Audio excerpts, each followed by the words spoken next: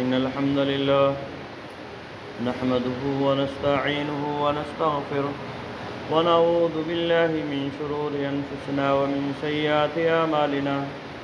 من يهده الله فلا مضل له ومن يضلل فلا هادي له وأشهد أن لا إله إلا الله وأشهد أن محمدا عبده ورسوله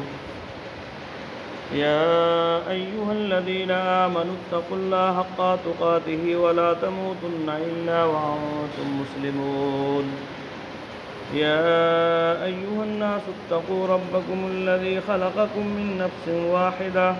وخلق منها زوجها وبث منهما رجالا كثيرا ونساء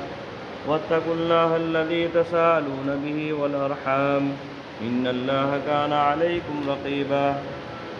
يا أيها الذين آمنوا اتقوا الله وقولوا قولا سديدا يصلح لكم أعمالكم ويغفر لكم ذنوبكم ومن يطع الله ورسوله فقد فاز فوزا عظيما أما بعد فإن خير الحديث كتاب الله وخير الهدي هدي محمد صلى الله عليه وسلم وشر الأمور محدثاتها وكل محدثة بدعة وكل بدعة ضلالة وكل ضلالة في النار أعوذ بالله السميع العليم من الشيطان الرجيم بسم الله الرحمن الرحيم قل إن صلاتي ونسكي ومحياي ومماتي لله رب العالمين لا شريك له وبذلك أمرت وأنا أول المسلمين. محترم حاضرین جماعت، تمام قسم کی تعریف، توصیف، کبریائی، بڑائی اللہ رب العالمین کے لیے لائق و زیبا ہے، جس نے ہم تمام بنی نوع انسان کو اس دار فانی کے اندر پیدا فرمایا اور پیدا فرمانے کے بعد یوں ہی بیکار نہیں چھوڑ دیا، بلکہ ہماری رشد و ہدایت کی خاطر بہت سارے انبیاء اور رسولوں کو مبعوث فرمایا۔ ان تو بے شمار درود و سلام نازل ہوں اللہ رب العالمین کے بھیجے ہوئے تمام نبیوں پر، خصوصاً آخری نبی حضرت محمد مصطفیٰ صلی اللہ علیہ وسلم پر، کہ جنہوں نے بہت سارے مصائب و آلام کو برداشت کرنے کے بعد ہم تک اللہ رب العالمین کا پیغام پہنچایا۔ محترم سامعین کرام، میں اپنی بات رکھنے سے پہلے ایک بات کی وضاحت کر دینا مناسب سمجھتا ہوں، جس کا مشاہدہ اس سے پہلے جمعے کے اندر بھی میں نے کیا تھا، اور وہ بات یہ ہے کہ اکثر و بیشتر یہ دیکھا جاتا ہے جمعے میں موجود حاضرین کبھی کسی کو اشارہ کرتے رہتے ہیں منبر پر خطیب کے چڑھ جانے کے بعد، کبھی کسی کو اشارہ کر رہے ہیں، کبھی کسی سے کچھ کہہ رہے ہیں، تو یہ آپس میں بات کرنا یا اشارے بازی کرنا یہ قطعاً مناسب نہیں۔ اللہ کے نبی صلی اللہ علیہ وسلم نے ایک حدیث میں بیان فرمایا کہ اگر تم اپنے ساتھی سے یہ کہتے ہو کہ خاموش ہو جا، تو یہ تمہارا عمل جو تم نے کہا کہ خاموش ہو جا، فقط لغوتا، تم نے بیکار بات کہی، لغو بات کہی تم نے۔ اندازہ لگائیے جو آدمی نصیحت کر رہا ہے خطبے کے دوران میں، اگر اس نصیحت کرنے والے کے لیے بات کہی جا رہی ہے کہ اس نے بیکار بات کہی، آپ اندازہ لگا سکتے ہیں کہ جو آدمی اس برائی میں ملوث ہے اس کا کیا انجام ہوگا یا اس کا کیا معاملہ ہوگا۔ تو آپ حضرات اس تعلق سے سنجیدگی کا مظاہرہ کریں، خطبے کے دوران میں خاص طور سے کسی بھی طرح کی کوئی ایکٹیویٹی اور کسی بھی طرح کا کوئی عمل انجام نہ دیں، صرف امام کا خطبہ دل جمعی کے ساتھ سنیں اور کیا کہا جا رہا ہے اس پر عمل کرنے کرنے کی کوشش کریں۔ اللہ رب العالمین ہمیں اس بات کی توفیق عطا فرمائے۔ محترم سامعین کرام، ذی الحجہ کا عشرہ چل رہا ہے اور اس کی آج 4 تاریخ ہے۔ انشاءاللہ العزیز جمعرات کے دن عید الاضحیٰ ہم اور آپ منائیں گے۔ اللہ رب العالمین کے راستے میں قربانی جنہیں اللہ رب العالمین نے وسعت دی ہے وہ پیش کریں گے۔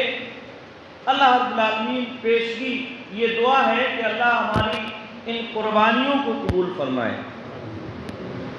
محترم حاضرین کرام، یہ جو عشرہ ہے، اس عشرے کی اللہ رب العالمین کے نزدیک بڑی فضیلت ہے، بڑی اہمیت ہے۔ اللہ کے نبی صلی اللہ علیہ وسلم نے کئی صحابہ اکرام رضوان اللہ تعالی علیہ مجمعین سے جو حدیث مروی ہے مختلف الفاظ کے ساتھ، اس میں آپ صلی اللہ علیہ وسلم نے فرمایا ما من ایام العمل الصالح فیہا احب الی اللہ من هذه الايام، یعنی ایام العشر۔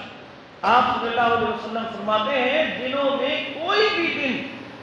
اللہ رب العالمین کے نزدیک نہیں ہے جن میں نیک اور صالح عمل زیادہ محبوب ہو اللہ رب العالمین کے نزدیک ان دنوں کے مقابلے میں، یعنی ذی الحجہ کے پہلے عشرے کے مقابلے میں۔ صحابہ اکرام رضوان اللہ تعالی علیہ مجمعین نے پوچھا اے اللہ کے نبی صلی اللہ علیہ وسلم وَلَلْجِهَادُ فِي سَبِيلِ اللَّهِ، اے اللہ کے رسول صلی اللہ علیہ وسلم کیا اللہ رب العالمین کے راستے میں جہاد کرنا بھی اس سے زیادہ افضل عمل نہیں ہے؟ آپ صلی اللہ علیہ وسلم نے فرمایا وَالْجِهَادُ فِي سَبِيلِ اللَّهِ، ہاں اللہ رب العالمین کے راستے میں جہاد کرنا بھی اتنا افضل عمل نہیں۔ إِلَّا رَجُلٌ خَرَجَ بِنَفْسِهِ وَمَالِهِ فَلَمْ يَرْجِعْ مِنْ ذَلِكَ بِشَيْءٍ، مگر وہ آدمی جو اپنے مال کے ساتھ اور اسی طرح سے اپنی جان کے ساتھ اللہ کے راستے میں نکلا اور سب کچھ اس نے قربان کر دیا، کوئی بھی چیز وہ بچا کر نہیں لایا، تو وہ ایک الگ مقام اور مرتبے کا مالک شخص ہے اور اسے ایک الگ مقام و مرتبہ اللہ رب العالمین کے یہاں ملے گا۔ آپ اندازہ لگا سکتے ہیں کہ اس عشرے کی ان 10 دنوں کی اللہ رب العالمین کے نزدیک کتنی اہمیت ہے، کتنی فضیلت ہے کہ کوئی بھی نیک عمل اس عشرے کے مقابلے میں اللہ رب العالمین کو زیادہ محبوب نہیں ہے۔ کوئی بھی عمل ہو، نماز پڑھیں، آپ صدقہ دیں اللہ رب العالمین کے راستے میں، روزہ رکھیں، فرض روزوں کی الگ بات ہے، یہ بات نفلی عبادتوں کی کہی جا رہی ہے۔ اسی طرح سے اور بھی دوسری جو عبادتیں ہو سکتی ہیں وہ ساری کی ساری عبادتیں اللہ رب العالمین کو اس عشرے کے اندر سب سے زیادہ بہتر اور محبوب ہیں۔ نبی اکرم صلی اللہ علیہ وسلم کی حدیث میں نے آپ حضرات کے سامنے رکھی، مختلف الفاظ کے ساتھ کئی حدیثوں میں اللہ کے نبی صلی اللہ علیہ وسلم نے یہ مضمون بیان فرمایا ہے کہ اس عشرے کے اندر اللہ رب العالمین کو نیکیاں جو ہیں دوسرے ایام کے مقابلے میں، دوسرے دنوں کے مقابلے میں سال کے 365 دن ہوتے ہیں، 360 دن ہوتے ہیں عربی کے حساب سے 354 یا 60 کے آس پاس، تو یہ جو دن ہوتے ہیں ان دنوں میں ان نیکیوں کے مقابلے میں کوئی اور دوسرے دنوں کے اعمال اللہ رب العالمین کو محبوب اور پسندیدہ نہیں۔ لیکن ہماری غفلت، ہماری سستی اور کاہلی کہ ہم ان دنوں میں اللہ رب العالمین کے قریب ہونے کا کوئی راستہ تلاش نہیں کرتے، اللہ کی قربت تلاش کرنے کے لیے کوئی عبادت انجام نہیں دیتے الا ما فعل۔ اللہ رب العالمین جسے توفیق دی ہے اس کا الگ معاملہ ہے،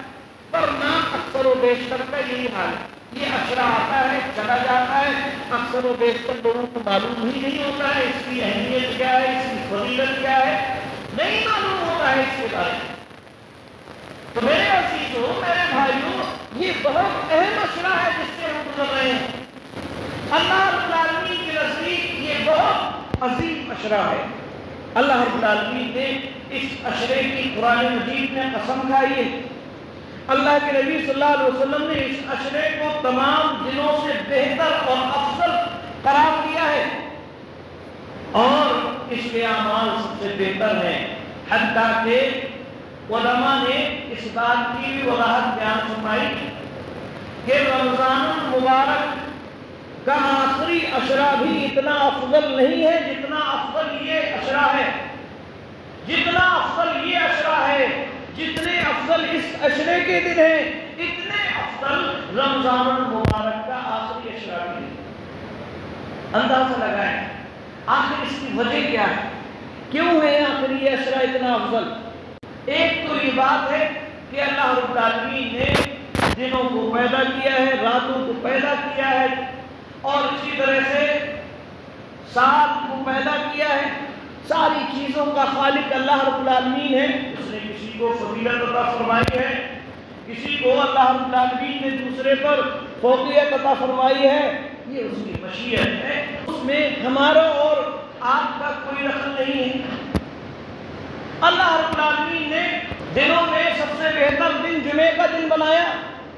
راتوں میں سب سے بہتر رات لیلۃ القدر کی رات بنائی، مہینوں میں بہتر مہینہ رمضان المبارک کا بنایا۔ ایسے ہی 10 دنوں میں اشرے کے حساب سے اللہ رب العالمین نے اس اشرے کو بنایا،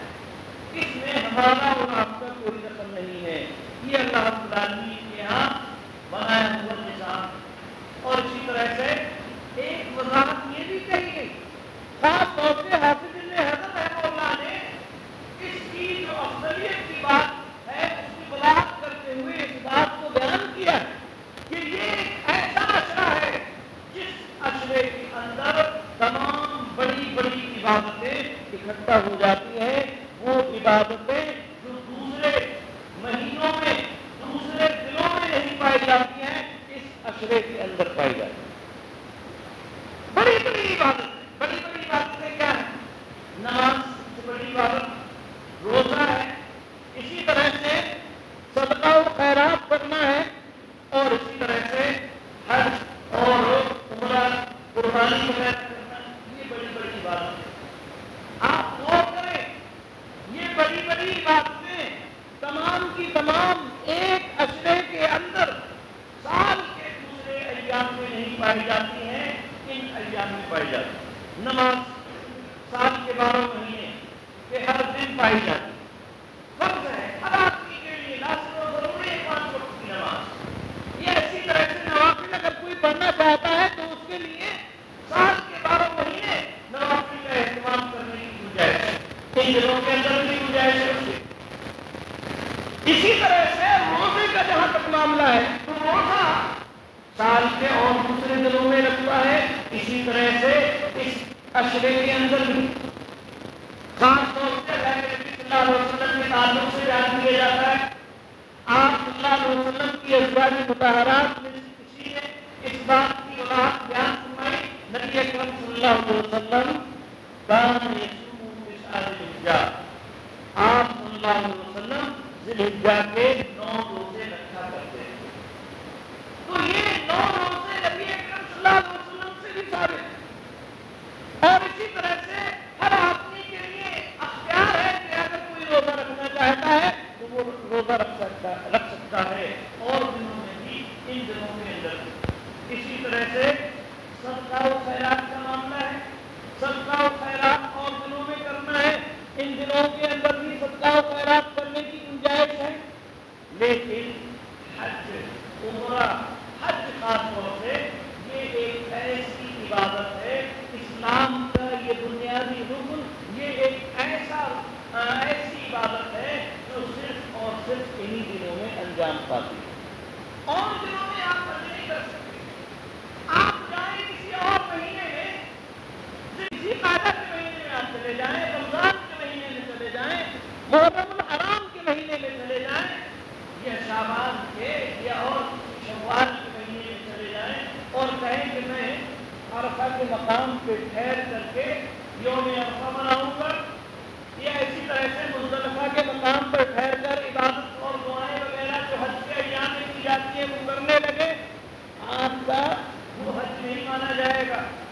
وہ عبادت اللہ رب العالمین کی شمار نہیں ہوگی، بلکہ بدعات کی وجہ سے وہ آپ کے منہ پر مار دیا جائے گا۔ کسی اور ایام میں چلے جائیے، آپ حج نہیں کر سکتے ہیں، اللہ رب العالمین کے یہاں وہ آپ کا حج معتبر نہیں ہوگا، اللہ رب العالمین اسے گناہ شمار کرے گا اگر آپ حج کی ارادے سے وہاں جا رہے ہیں۔ تو یہ ایک ایسی عبادت ہے جو صرف اور صرف انہی دنوں میں پائی جاتی ہے اور دوسرے دنوں میں نہیں پائی جاتی۔ تو یہ وجہ بتلائی حافظ ابن حجر رحمہ اللہ نے کہ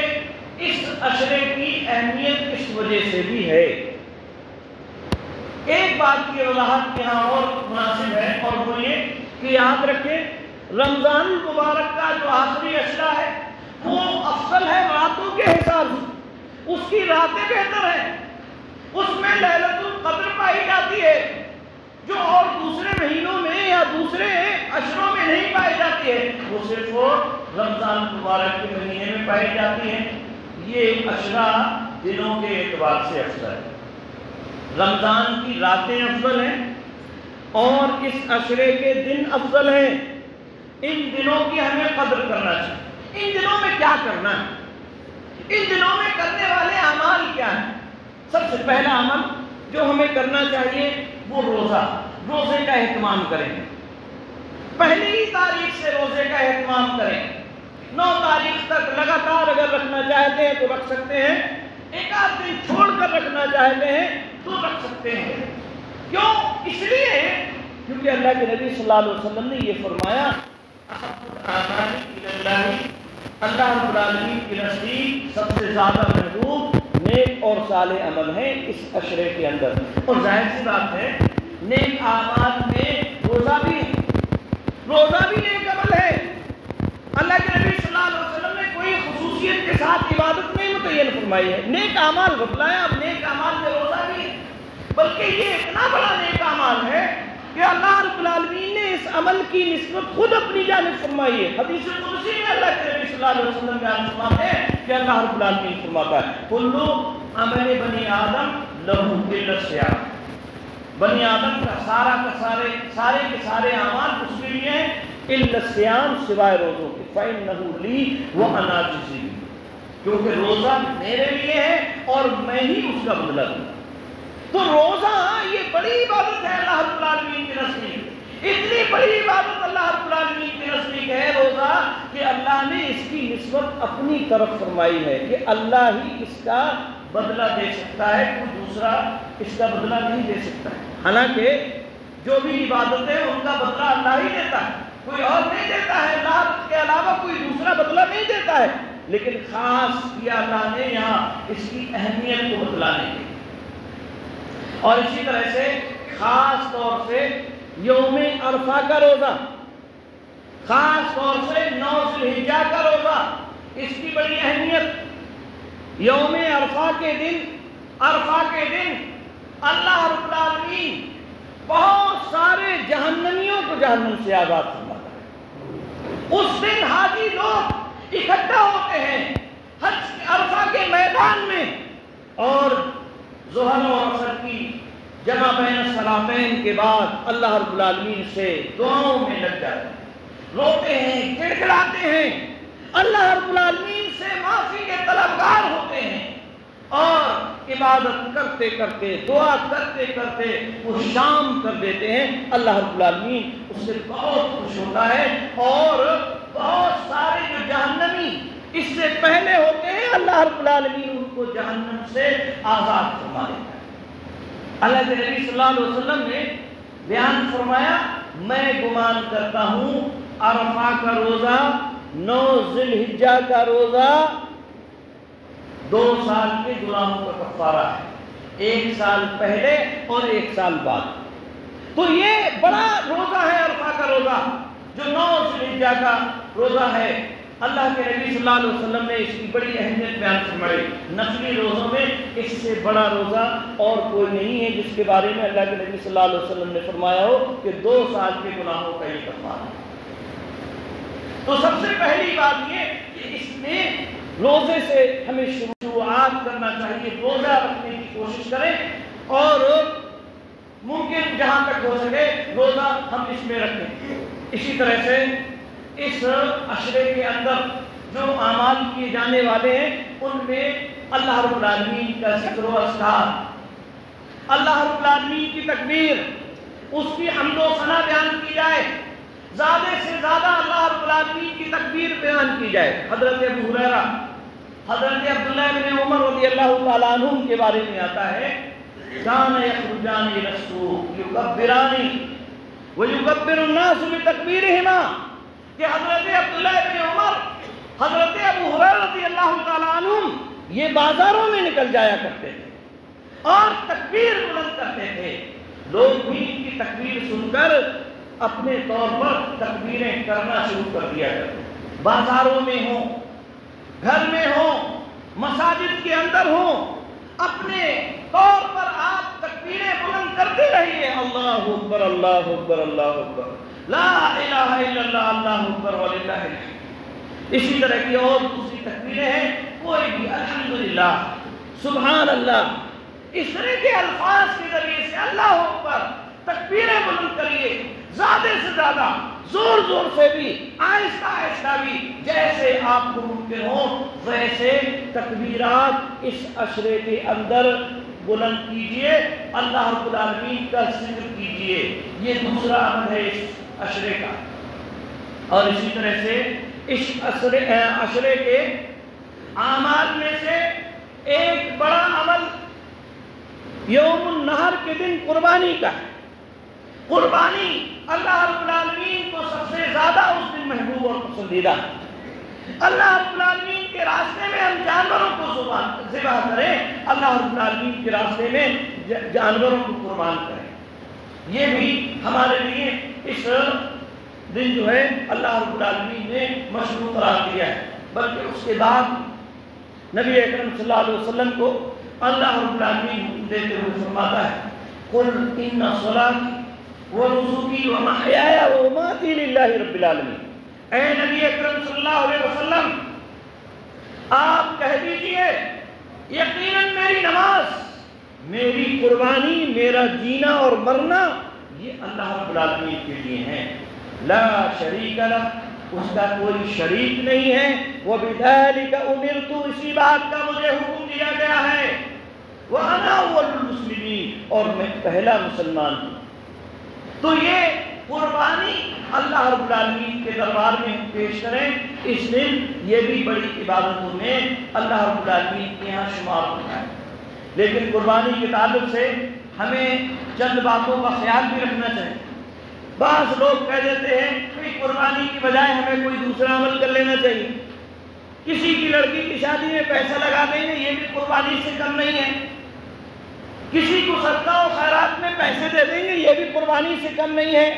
کیا ضرورت ہے جانور کو ذبح کرنے کی، گندگی ہوگی، ایسا ہوگا ویسا ہوگا۔ میرے بھائیوں، تمام عبادتیں اپنے اپنے مقام پر، روزہ اپنی جگہ ہے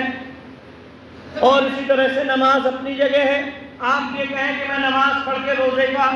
اجر و ثواب پالوں گا تو یہ آپ کی خام خیالی ہے، ایسا نہیں ہو سکتا ہے۔ روزہ اپنی جگہ ہے،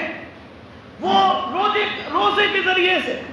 صوم کے ذریعے سے جو اللہ رب العالمین کا قرب حاصل ہوگا وہ صرف اور صرف صوم کے ذریعے سے ہی آپ حاصل کر سکتے ہیں۔ آپ یہ چاہیں کہ میں نماز کے ذریعے سے وہ قرب حاصل کر لوں گا، نہیں کر سکتے آپ یہ چاہیں کہ میں صدقہ و خیرات کے ذریعے سے نماز کا بدل اسے بنا لوں گا، اور نماز پڑھنے کی کیا ضرورت ہے، میں صدقہ و خیرات غریبوں اور مسکینوں کو بانٹ دوں گا، تو میرے بھائیوں یہ خام خیالی ہے اور یہ گناہ کا عمل ہے۔ لہذا صدقہ و خیرات بھی کیجیے، اللہ نے وسعت دی ہے، قربانی بھی کیجیے۔ اللہ کے نبی صلی اللہ علیہ وسلم نے اس کی تاکید میں یہاں تک بیان فرمایا کہ جو آدمی قربانی کی وسعت رکھتا ہے، جو آدمی قربانی کر سکتا ہے، اگر وہ قربانی نہ کرے تو وہ ہماری عیدگاہ میں حاضر نہ ہو۔ تو لہذا جس آدمی کے پاس استطاعت ہے قربانی کرنے، اسے چاہیے کہ وہ قربانی کرے، کیونکہ یہی اس کے لیے افضل ہے، یہی اس کے لیے بہتر ہے۔ صدقہ و خیرات کے لیے اللہ رب العالمین نے اور دوسرے راستے بنائے ہیں، اور صدقہ و خیرات سے اللہ رب العالمین نے منع نہیں فرمایا. آپ صدقہ و خیرات بھی کریے، قربانی بھی کیجیے. میرے بھائیوں، اسی طرح سے ہمیں اس بات کا بھی خیال رکھنا چاہیے. جیسا کہ آپ جانتے ہیں، ہمارے دیش کے ماحول کو آپ اچھی طرح سے سمجھتے ہیں کہ کس طرح سے ماحول چل رہا ہے، فرقہ پرستوں کو کس طرح سے موقع مل رہے ہیں. ہماری تھوڑی سی کوتاہی کی وجہ سے، تھوڑی سی ہماری سستی اور غفلت کی وجہ سے آپ زیادہ شوبازی نہ کریں اپنے جانوروں کی. یہ ایک طرح سے ریاکاری میں بھی آتا ہے، اور اسی طرح سے اس سے فرقہ پرستوں کو کہنے کا موقع بھی ملتا ہے. اسی طرح سے جانور اگر ہم لے کر آئے ہیں تو اس جانور کے اچھی طرح سے صفائی ستھرائی کا خیال رکھنا یہ ہماری اور آپ کی ذمہ داری ہے. یہ نہیں ہونا چاہیے کہ جانور آپ لے کر آئے ہیں، اب اسے سڑکوں پہ باندھ دیا ہے، اسے جو ہے راستوں میں باندھ دیا ہے، وہ گندگی کر رہے ہیں، مونگ رہے ہیں، پیشاب پخانے کر رہے ہیں، اور وہ وہیں پڑا ہوا ہے، یہ اکٹھا کر کر لا رہے ہیں، وہیں سڑک پر ڈال دے رہے ہیں. نکلنے والوں کو دشواری ہو رہی ہے، گزرنے والے کو پریشانی ہو رہی ہے. گزرنے والے مسلمان بھی ہیں، غیر مسلم بھی ہیں. میرے بھائیوں، یاد رکھیں، اللہ رب العالمین نے ہمیں پاکی کا حکم دیا ہے. پاکی کو نصف ایمان قرار دیا ہے اللہ رب العالمین، اللہ کے نبی صلی اللہ علیہ وسلم نے. لہذا ہمیں پاکی کا خیال رکھنا چاہیے، ہمیں اس کا اہتمام رکھنا چاہیے، اور اس کی وجہ سے ہمارے اوپر کسی بھی طرح کا حرف آئے، دشمنوں کو، سازشیوں کو کسی طرح کا موقع ملے، ہمیں اس کا کبھی بھی کوئی موقع نہیں دینا چاہیے. لہذا قربانی کریں، ریاکاری سے بچتے ہوئے اپنے جانوروں کی شو بازی نہ کریں، کیونکہ ریاکاری سے اللہ رب العالمین نے بھی منع فرمایا ہے، نبی اکرم صلی اللہ علیہ وسلم نے بھی منع فرمایا. یہ ہمارے خون جو قربانی ہم پیش کرتے ہیں، یا یہ جانور جنہیں ہم ذبح کرتے ہیں، یہ اللہ رب العالمین کے پاس نہیں جاتے ہیں. اللہ رب العالمین کو ان کی ضرورت نہیں ہے. اللہ رب العالمین تو تقوی اور پرہیزگاری دیکھتا ہے کہ یہ میرا بندہ میرے راستے میں کتنا قربانی پیش کر سکتا ہے. قربانی کریں ہم تو ہمیں اس بات کا خیال رکھنا چاہیے کہ یہ اللہ رب العالمین کے راستے میں جانور کو قربان کر رہا ہوں. اگر کبھی موقع آیا تو میں اپنی جان سے بھی دریغ نہیں کروں گا. اللہ رب العالمین کے راستے میں اپنی جان بھی قربان کرنے کے لیے تیار ہوں. اگر اس جذبے کے ساتھ قربانی کریں گے، اس جذبے کے ساتھ اگر اللہ رب العالمین کے حضور میں قربانی پیش کریں گے، تو اللہ رب العالمین کے ہاں آپ کی اور ہماری قربانی مقبول ہوگی. اور اگر کوئی اور جذبہ لے کر آئے ہیں، کسی اور جذبے کی وجہ سے قربانی کر رہے ہیں، تو یہ قربانیاں ہماری رائگاں ہیں، محض گوشت ہیں کھانے کے لیے، اور اس کا کوئی فائدہ ہمیں حاصل ہونے والا نہیں ہے. لہذا اگر ہم پیسہ خرچ کر کے جانور قربان کر رہے ہیں تو ہمیں نبی اکرم صلی اللہ علیہ وسلم کی سنت کے مطابق خالصۃ لوجہ اللہ، اللہ رب العالمین کے لیے جانور کو قربان کرنا چاہیے. اور اسی طرح سے بعض مسائل بھی اس تعلق سے ہیں، وہ یہ کہ قربانی جس جانور کی ہمیں کرنا ہے وہ دتا ہوا ہونا چاہیے. دتا ہوا ہونا چاہیے، بغیر دتے ہوئے جانور کی قربانی یہ جائز نہیں ہے، درست نہیں ہے. اسی طرح سے قربانی کا جو جانور ہم دے رہے ہیں، کوئی بھی جانور، بکری ہو، بکرا ہو، بھیڑ ہو، دمبا ہو، یا اسی طرح سے گائے یا بیل، یا اسی طرح سے اونٹ، اونٹنی، جو بھی جانور قربانی کے ہیں، اگر ان جانوروں کو ہم لے رہے ہیں، ان جانوروں کے اندر جو نبی اکرم صلی اللہ علیہ وسلم نے عیب بتلائے ہیں وہ عیب نہیں ہونا چاہیے. وہ عیب حضرت براء بن عازب رضی اللہ تعالیٰ عنہ کی حدیث میں اللہ کے نبی صلی اللہ علیہ وسلم نے بیان فرمایا. آپ صلی اللہ علیہ وسلم نے فرمایا لا تجوز صلہ ذبح اربع لا تجوز صلہ ذبح، 4 چیزیں قربانی کے جانور میں یہ جائز نہیں ہے. قربانی کے جانور میں 4 عیب کا ہونا یہ جائز نہیں. اور پھر عیب بتلایا اللہ کے نبی صلی اللہ علیہ وسلم. پہلا عیب بتلایا اس کا کانا ہونا. جانور کانا ہو اور اس کا کانا پن ایک دم ظاہر ہو، تو اس کانے جانور کی قربانی یہ جائز نہیں ہے۔ ہاں تھوڑا موڑا ہے، دیکھنے میں نظر میں نہیں آ رہا ہے، غور سے دیکھ رہے ہیں تو آپ کو احساس ہو رہا ہے، اول نظر میں وہ واضح نہیں ہوا تو آپ اس کی قربانی کر سکتے ہیں۔ بین کے الفاظ نبی اکرم صلی اللہ علیہ وسلم نے بیان فرمائے، یعنی واضح ہو، واضح طور پر وہ نظر آ رہا ہو کہ ہاں اس کے اندر کانا پن ہے، تو وہ جانور قربانی میں ذبح کرنا یہ جائز نہیں۔ اسی طرح سے لنگڑا جانور، جس کا لنگڑا پن ایک دم واضح ہو، چل رہا ہے، چلنے سے فوراً معلوم ہو جا رہا ہے کہ ہاں یہ لنگڑا، معمولی سی کوئی اس کے پیروں کے اندر کسی بیماری کی وجہ سے کوئی اونچ نیچ ہو گئی ہے تو اس کا اعتبار نہیں ہوگا، واضح ہو جائے بالکل کہ ہاں یہ لنگڑا جانور ہے، دیکھتے ہی آدمی فوراً کہہ دے کہ ہاں یہ لنگڑا جانور ہے، اس جانور کی قربانی جائز نہیں۔ ایسے ہی بیمار جانور، بہت زیادہ بیمار ہے، جس کا بیمار ہونا بھی واضح ہو جائے، دیکھتے ہی آدمی کہے کہ ہاں یہ بیمار، تو اس جانور کی قربانی بھی جائز نہیں۔ ایسے ہی وہ جانور جو بہت کمزور ہو، جس کا گودا بالکل ختم ہو چکا ہو، لاغر کمزور بالکل جانور ایسا جس کا گودا بالکل ختم ہو چکا ہو، اس جانور کی قربانی بھی جائز نہیں۔ تو میرے بھائیوں، یہ چند مسائل بھی میں نے آپ حضرات کے سامنے رکھے۔ اس عشرے کے تعلق سے بعض فرائض کا بھی میں نے ذکر کیا۔ اللہ رب العالمین سے دعا کریں اور کوشش کریں کہ اس عشرے کے جو باقی ایام بچے ہوئے ہیں، ان ایام میں زیادہ سے زیادہ اللہ رب العالمین کی عبادت کریں، اللہ رب العالمین کے لیے ذکر و اذکار کریں، تکبیرات کا اہتمام کریں، اس کی حمد بیان کریں، اس کی ثنا اور اسی طرح سے اس کی خوبی کو بیان کریں، اور زیادہ سے زیادہ ہم نیکی کمانے کی کوشش کریں۔ یاد رکھیں، جس طرح سے رمضان المبارک کا آخری عشرہ اور اس کے اندر ہم اہتمام کرتے ہیں، تلاوتیں کرتے ہیں، نمازیں پڑھتے ہیں، اور اسی طرح سے بہت زیادہ وقت ہم دیتے ہیں، ایسے ہی یہ ایام بھی ہیں، بلکہ یہ ایام ان ایام سے افضل ہیں، بہتر ہیں جن میں عمل کیا جائے۔ اللہ رب العالمین ان ایام میں جو عمل کیا جائے گا وہ بہت زیادہ محبوب ہے۔ ہمیں اس بات کا خیال رکھیں، اللہ رب العالمین ہمیں نیک عمل کرنے کی توفیق عطا فرمائے، جب تک اس دنیا کے اندر رکھے، ایمان پر قائم و دائم رکھ، ہمارا خاتمہ ہو ایمان پر۔